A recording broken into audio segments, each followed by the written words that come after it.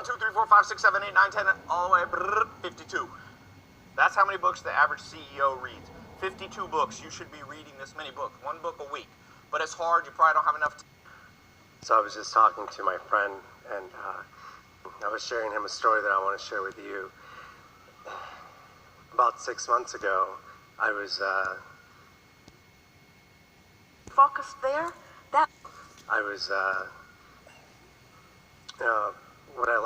I'm in a relapse, I was with drugs and alcohol. But anyways, that's not, I'm just telling you what that was. And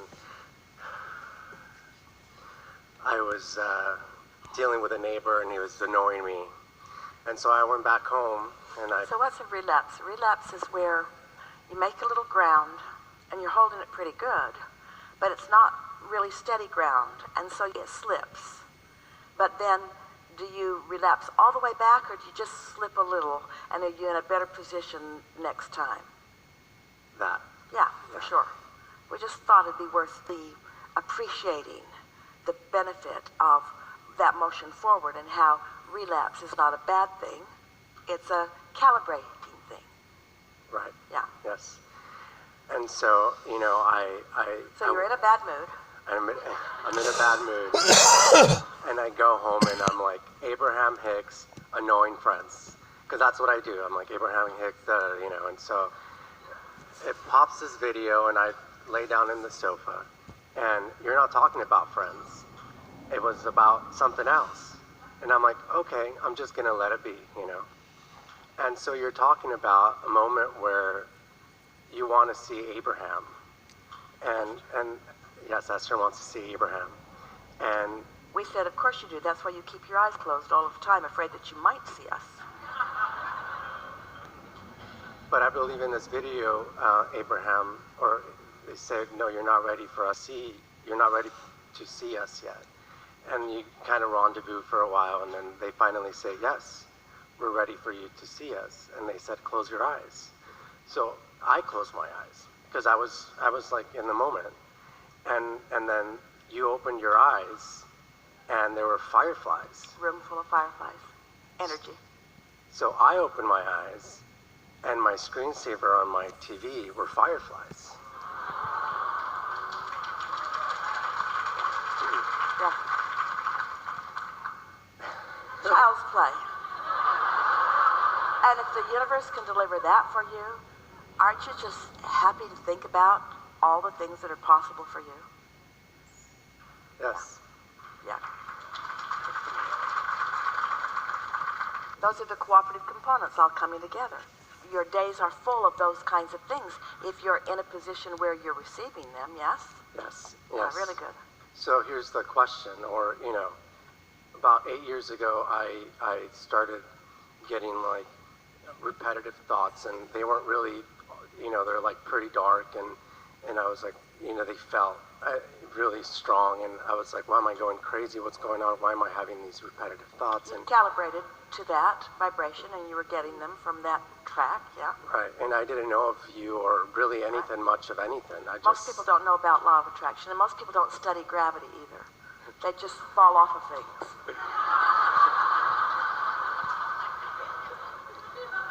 So here I was, right? That's a good way to learn about law of attraction, too. Yes, so here I was 8 years ago, I'm going crazy, I'm going crazy, I'm going crazy. That'll drive you to drink. It did. It did. And so what's happened is now, 8 years forward, I know more, right? And I know of you, and I'm paving my way, and I realized that I created this 8 years ago, and now in my life here, it's like it pulls me into these thoughts and these, and they tell me, or OCD, it's just OCD, it's just your thoughts, and so that pulls me right into the darkness again, it's just... Let's just contemplate from this point today, all of those things that you lived and all of the things that you've been thinking about, and we're appreciating the words that you offered just now. But let's put it all into context right here and now. So, that pile of humanity that we talked about are really just in 2 piles. In this moment, under the influence of Source, or in this moment, under the influence of something else. So, it doesn't matter what you were doing or what you were drinking or who you were talking to or what influence you were under. It's enough for you to acknowledge you weren't under the influence of source and that law of attraction is a real thing.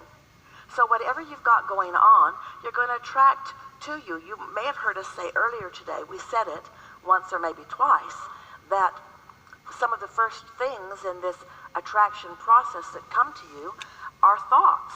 You're attracting thoughts. You're not just attracting people and situations, you're attracting thoughts too. We visited with a woman one day who was upset because she was afraid to drive across the bridges in San Francisco. And she'd lived there for a long time, and her fear was new. But it was a severe fear, so strong that she wanted to lay on the floor of the car. It was really hard for her to be in the car on the bridge. So she said, "What's happening to me?" We said, "You've picked up on thought forms." Well, she didn't like that. That made her feel vulnerable for a moment. And she said, "What do you mean?" And we said, "Well, all kinds of people are driving across the bridge. Some of them like it, some of them are inspired by it, some of them are frightened by it, some of them it's just same old, some of them it's the first time they've ever been on the bridge." And at this particular time, there'd been an earthquake not long before, and one of the bridges had fallen and crushed some cars and killed some people. So people were nervous about the bridges. And we said, so the thought forms, all kinds of them, are all over the bridge, just like this bubble that we're talking about you moving around in. There's all kinds of potential that you might rendezvous with. But we said to her, we didn't have this good analogy then. The question is, what's going on with you that makes you pick up on those thought forms? Because she didn't used to. She used to go across the bridge. Those weren't the thought forms she picked up on. What's changed? What's activated in you that's causing that to be the stream of thought? And you got to know, a bridge, there's a lot of streaming thought on a bridge because there's so many hundreds and thousands of people that are crossing it and having emotional thoughts when they do so. She said, "I know what it is. My neighbor was burglarized, and I've been going to these neighborhood watch meetings, and we're trying to figure out whether to put gates and walls around our community, or whether to get a night watchman, or whether to put bars on our own windows." And so we said, "Can you see how your neighbor being burglarized and your conversations with all of them has activated a vibration of vulnerability in you that didn't used to be there? And now you're driving across the bridge with this newly active feeling of vulnerability and picking up on a stream of thought forms." That's how it works.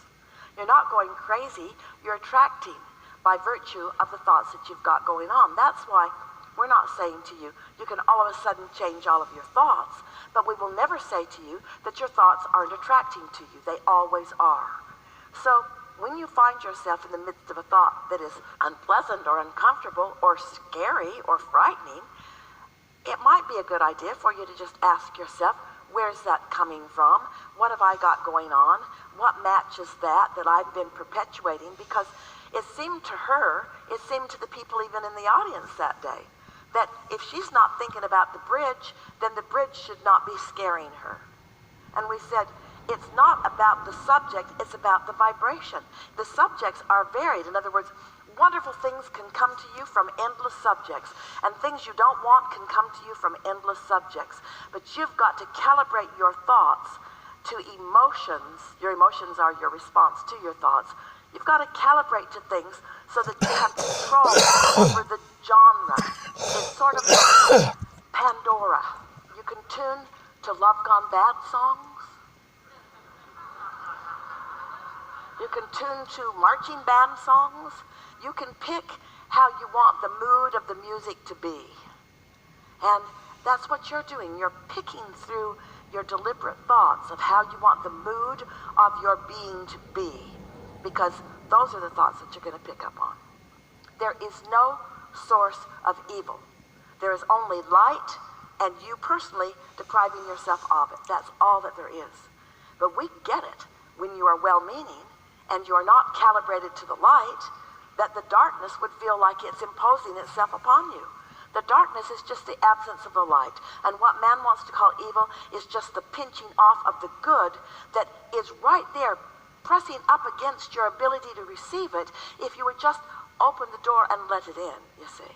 And you wouldn't want the law of attraction to treat you differently than everyone else. You want the law of attraction to respond to your thoughts.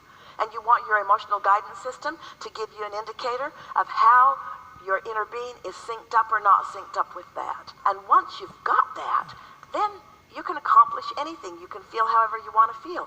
And we're not saying that you might not occasionally be blindsided by something that you didn't see coming, but that's because you have vibrations going on that you weren't aware they had going on, and they had to manifest before you saw them. That's what we call post-manifestational awareness. You've got thoughts, they don't feel good, you don't notice, they don't feel that bad, you're still alive. It's like this cold won't kill Esther. She just wishes it would.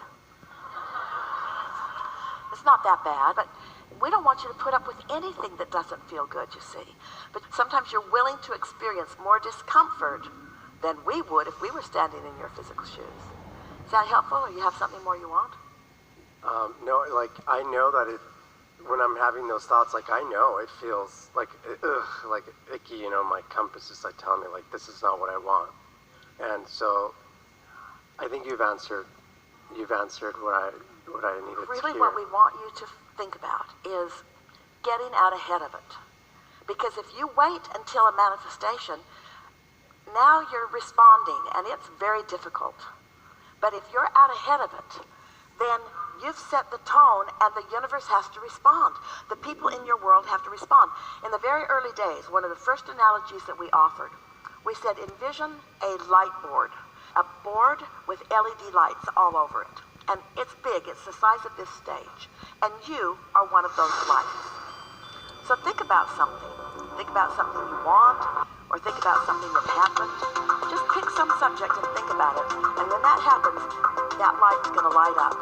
And every light on the board that is in harmony with that light will light up too. And that's the universe light up. If you're angry, it doesn't matter how many well-meaning people are out there in the world, they're not in your world. They're on a different station right now. But if you've been basking, if you've been acknowledging your value, if you've been feeling your advantage in the world, if you have been deliberately milking the feelings of love and appreciation, imagine what's lighting up on your board. Wow! That shows up for you. You make eye contact with the person who smiles, and you stand in line with the person who is pleasant, and you put your seat back in the lap of somebody who was willing to play with you. Yeah. Esther used to carry, long before she met us, a cartoon that she'd clipped out of a newspaper, because she was flying a good deal even then. And it was a cartoon of a man on an airplane laying right back into the lap of the person behind him. And the person behind him is looking over the seat and saying to that person, comfy? So Esther just waited for somebody to put their chair back in an obnoxious way so that she could just slip them this cartoon. It never happened. She was always too happy when she was flying, but... So my last thing on that is, I know that I can't erase my past of that ever happening, because